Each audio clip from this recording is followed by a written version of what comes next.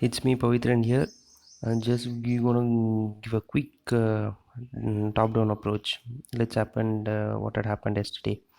Okay, I was expecting it to break yesterday's low, which I marked in the green zone. That was the support region, which it was taking previously the recent ones. I was expecting this low to break.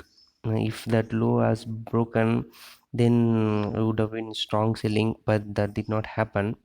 Let's check it in a 30 minutes time frame. Let's see how this goes on.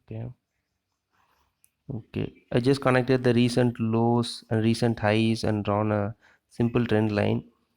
That's not a rocket science behind that. As you can see, I taken the recent highs 1 2 3, and I just connected with this one, and the same way I connected the bottom wicks, which has been connecting, which has been doing a quite well, same as a support. And what to look out for today? What is the outlook?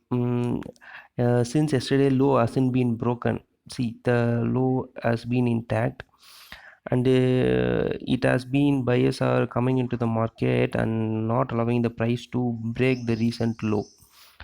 If the recent low has to break and it close below there, then only we can expect a rally in short side. Till then, buyers are going to keep on coming into the market and trying to push the price higher. And on day time frame, I was expecting, just as I said, I was expecting it to break the previous low, the low of 15th of April. At 16th, I was expecting it to break and close below that, so that we can expect rally today, but that did not happen. Today, what is the range you have to expect? Today the range has been set. The range is the same as yesterday. Both has to break. The recent high of today was 2030 has to break. See the opening candle, which is a green one. That high has to break first, and after that the green zone, which is acting as a quite stiff resistance for time being, somewhere around 2060 to 2070, has to break and close above that. On lower time frame, simple, my guess is that 19 has to break and close with a strong volume. If closed, then we can expect rally towards 15 16, and even if possible on a coming weeks, 10 is also for possible, but technically it's looking very weak. What RSI is suggesting to us, RSI is, as I said yesterday, range shift has started indicating bullishness. Yesterday it went to bullishness, and I thought it will take support somewhere around 40. It took somewhere around 40, and the trend line also supported beautifully. After that it went up to 60, but according to the range shift theory, it has to break this 60 and has to go to 80, indicating a strong bullishness, but that did not happen. It is taking a stiff resistance at 60, and it can't able to break and sustain, and it's trying to take support at 40. In the meantime, the 60s, it is forming a lower high somewhere around 60, and lower high somewhere around 52. Hmm. Same lower low around 40.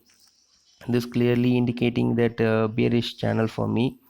Let's see how this goes on. This is RSI is clearly indicating bearishness for me, and close below $19 level, or even 1920, will start to be in a bearish mode.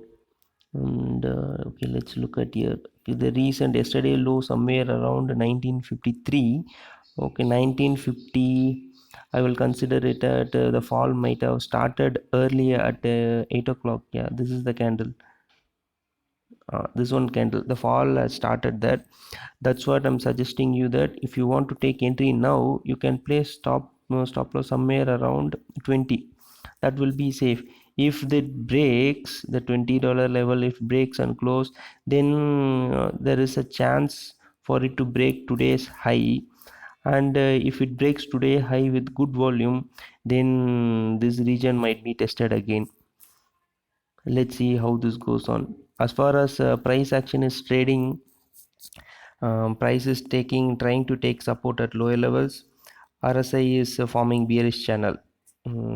It's a kind of a divergence for me, but I don't trade on divergence. I trade only on price action.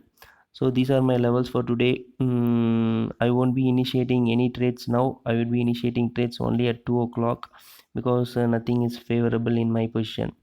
So let's see how this goes on. Trade cautiously.